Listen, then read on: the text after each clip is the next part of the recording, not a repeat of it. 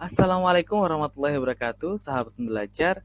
Kembali lagi, yaitu kita sekarang ini akan membahas materi yang sangat seru, yaitu materi tentang peran pelaku kegiatan ekonomi, yaitu dengan kompetensi dasar, yaitu menganalisis peran pelaku ekonomi dalam kegiatan ekonomi. Nah, kita masuk ke, biar nggak lama-lama, kita masuk ke dalam materi. Nah, apa sih peran pelaku kegiatan ekonomi? Yaitu peran pelaku kegiatan ekonomi adalah subjek dalam kegiatan ekonomi, baik perorangan maupun badan organisasi ataupun pemerintah yang melakukan kegiatan ekonomi seperti distribusi, konsumsi, dan produksi. Nah, dalam kegiatan ekonomi, pelaku kegiatan ekonomi adalah diantaranya ada rumah tangga konsumen, rumah tangga produsen atau rumah tangga produksi, ada pemerintah, masyarakat luar negeri. Nah, setiap pelaku kegiatan ekonomi memiliki peran masing-masing dalam perekonomian. Pelaku ekonomi itu juga mempunyai hubungan dengan pelaku kegiatan ekonomi lainnya. Misalkan RTK pasti ada hubungannya dengan RTP, ada hubungannya dengan pemerintah, seperti itu.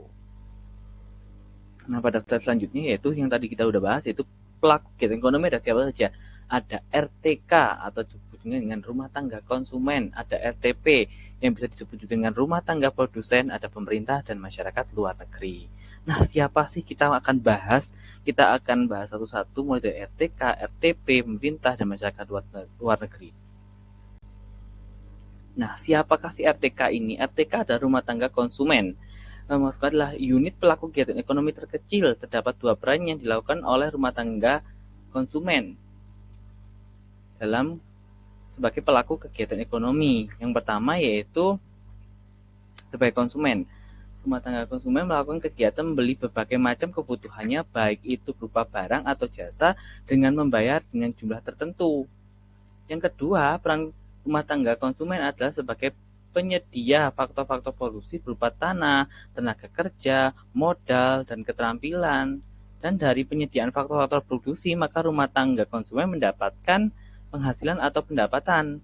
Selain itu, rumah tangga konsumen juga membayar pajak kepada pemerintah.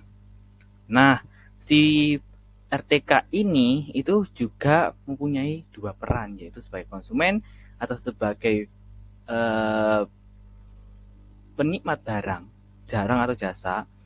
Dia juga sebagai penyedia faktor produksi. Intinya di dalam rumah tangga konsumen ini yang kita perlu highlight atau kita perlu garis bawahi adalah rumah tangga konsumen adalah pelaku kegiatan ekonomi terkecil yang mempunyai dua peran, yaitu pertama sebagai konsumen atau melakukan konsumsi, dan juga menyedia jasa atau penyedia faktor-faktor produksi seperti sewa tanah, tenaga kerja, modal, dan keterampilan.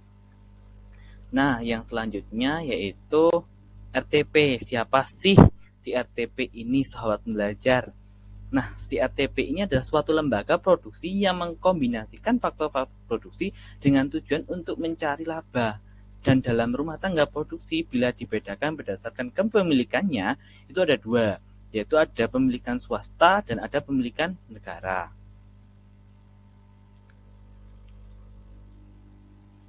Nah, perusahaan melakukan kegiatan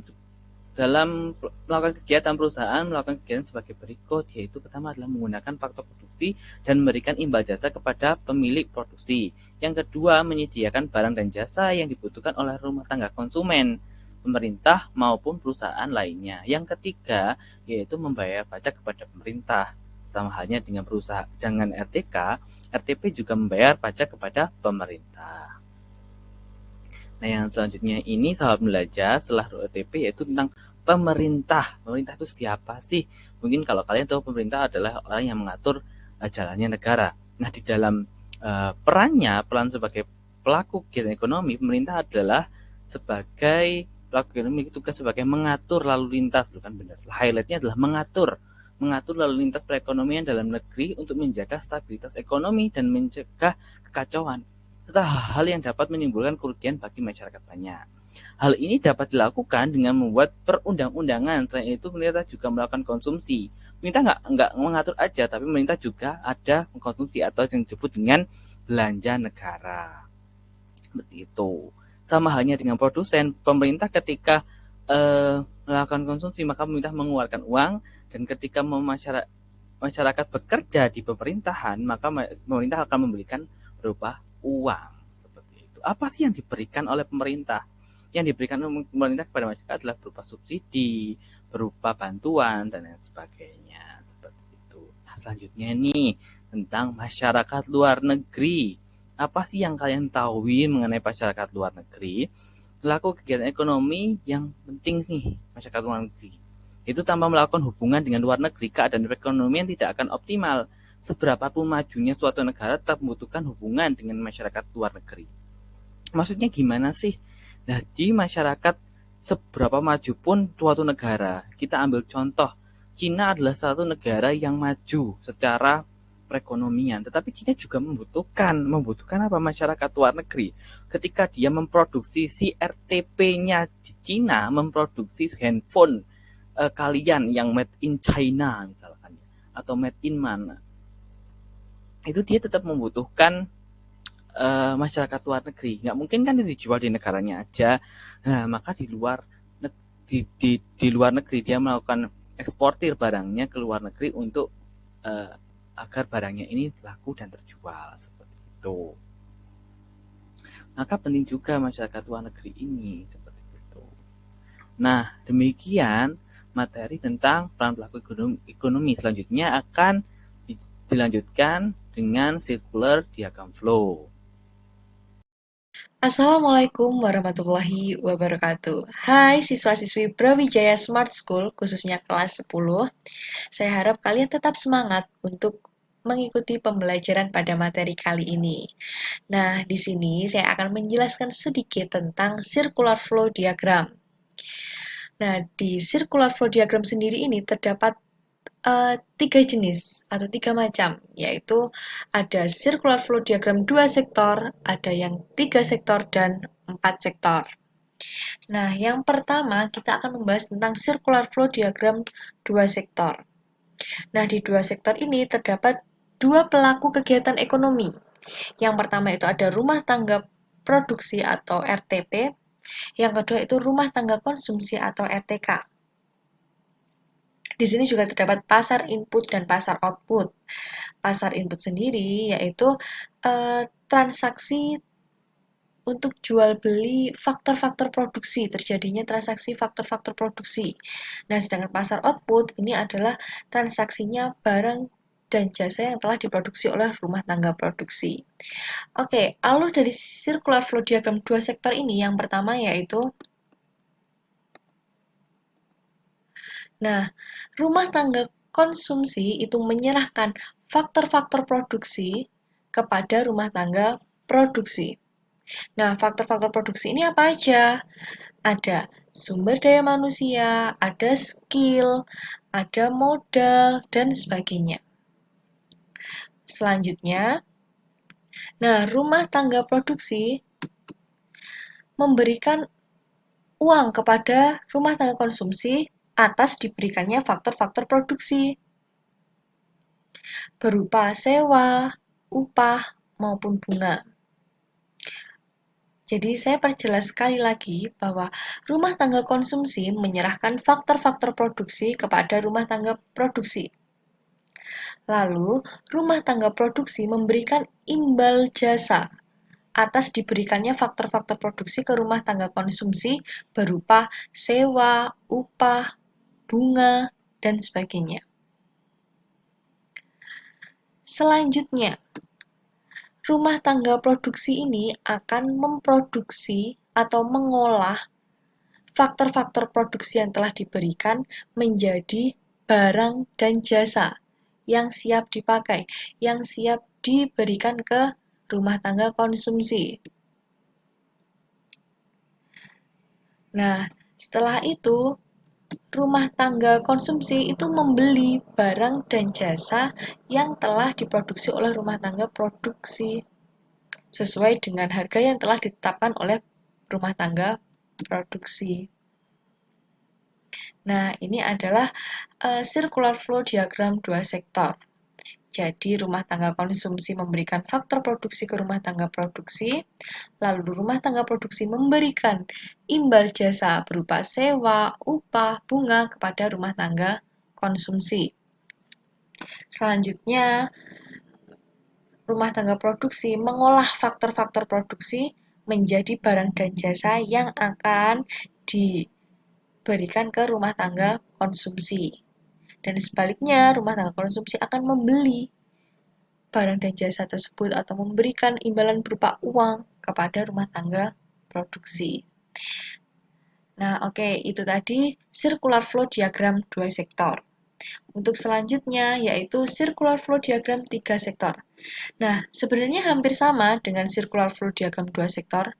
Yang membedakan di sini tuh ada tiga pelaku kegiatan ekonomi. Ada tambahan satu pelaku kegiatan ekonomi yaitu adanya pemerintah. Nah, bagaimana hubungannya? Oke, yang pertama, sama rumah tangga konsumsi sama-sama memberikan faktor produksi kepada rumah tangga produksi. Nah, yang membedakan itu di sini. Jadi, rumah tangga konsumsi yang dulunya itu hanya memberikan faktor produksi ke rumah tangga produksi, sekarang itu harus dibagi ke pemerintah. Kenapa seperti itu? Karena pada dasarnya ketika pemerintah menjalankan roda pemerintahan itu masih tetap membutuhkan faktor-faktor produksi. Contohnya apa? Ketika pemerintah membuka uh, open recruitment CPNS. Nah, seperti itu. Itu salah satu contohnya. Lalu, setelah menyerahkan faktor produksi ke RTP maupun ke pemerintah, nah, pemerintah maupun rumah tangga produksi akan membayar atau memberikan imbal jasa kepada rumah tangga konsumsi berupa uang, sewa, upah, bunga, dan sebagainya. Seperti itu. Nah, selanjutnya, nih, rumah tangga produksi sama memproduksi faktor-faktor produksi yang ada, lalu diserahkan ke rumah tangga konsumsi. Tidak hanya di rumah tangga konsumsi, melainkan juga di pemerintah. Nah, contohnya apa? Contohnya seperti alat kantor. Pemerintah kan tidak bisa memproduksi alat kantor sendiri, jadi dia uh, harus mengambil dari rumah tangga produksi. Lalu sama, sebaliknya, rumah tangga konsumsi maupun pemerintah sama-sama membayar atau membeli barang dan jasa yang telah diproduksi oleh rumah tangga produsen.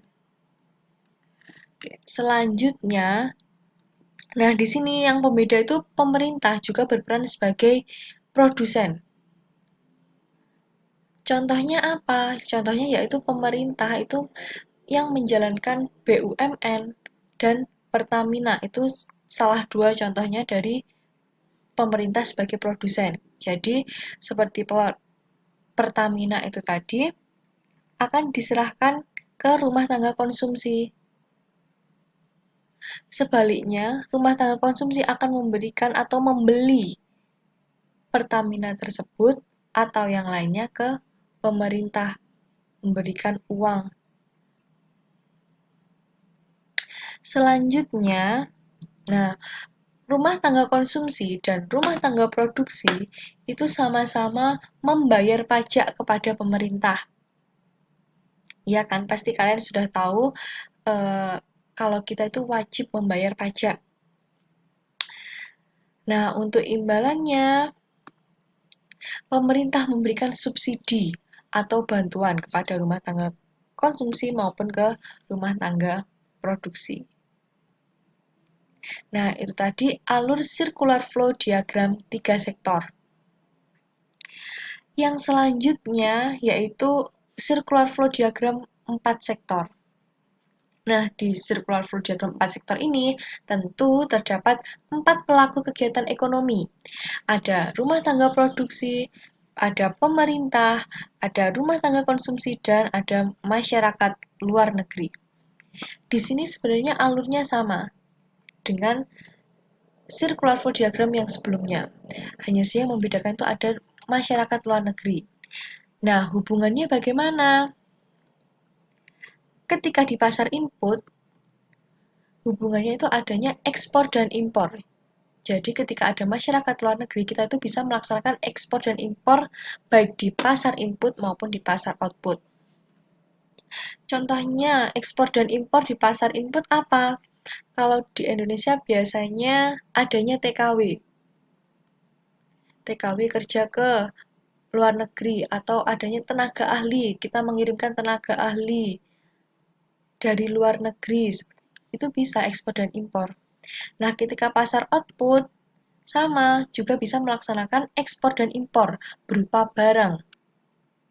Pasti kalian sudah pernah membeli barang dari luar negeri.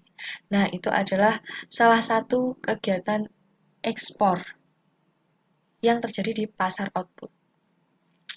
Nah, itu tadi merupakan alur dari circular flow diagram dari 2 sektor, 3 sektor, maupun 4 sektor. Nah, sekian yang bisa saya sampaikan. Tetap semangat dan terima kasih. Wassalamualaikum warahmatullahi wabarakatuh.